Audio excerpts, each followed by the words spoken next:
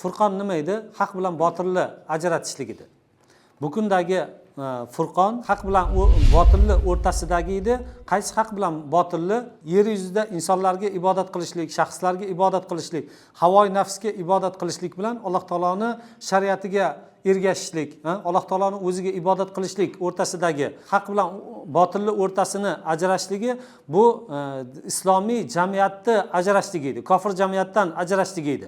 Mana shu kungacha payg'ambar sollallohu alayhi vasallam ashablari sabr qilib kelgan bo'lsa, payg'ambar sollallohu alayhi vasallam ashablariga zulm qilgan odamlarni kechirishlik, ulardan tiyilishlik, ularga nisbatan qo'zg'almaslikka payg'ambar sollallohu alayhi vasallam ashablari vasiyat qilib kelingan bo'lsa, endi bu kunga kelgandan keyin payg'ambar sollallohu alayhi vasallamning ashablariga jang qilishlikka ijozat berildi. Nafaqatgina jang qilishlikka ijozat berishlik, balki jang uchun harakat qilishlik, oldinga intilishlikka ijozat berildi. Ya'ni mana bu kun demak payg'ambar sollallohu alayhi vasallamning nimalarida payg'ambar sollallohu alayhi vasallamning ashoblarini bilan kofirlarning o'rtasidagi yoki islomiy harakatni yo'nalishidagi nima edi?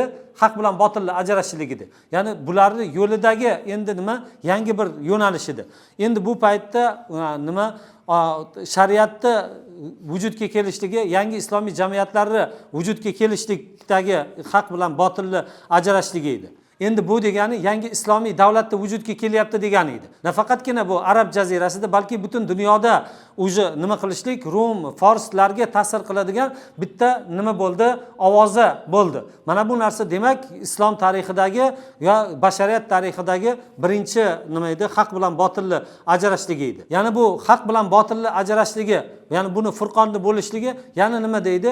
Shu kungacha bo'lgan o'lchamlarda odamlarning o'lchami askariy maydonda nima bilan o'lchardi? Odamlarning ko'pligi bilan va tayyorgarlikka kuchli bo'lishligi bilan o'lchanardi. G'alabani kelishligi. G'alaba nima bilan bo'ladi? Odamning ko'pligi bilan va qurol-yaroqda yaxshi qurollangan bo'lishlik va kuchli bo'lishlik bilan o'lchanardi. Lekin mana bu narsa nimani ko'rsatib berdi?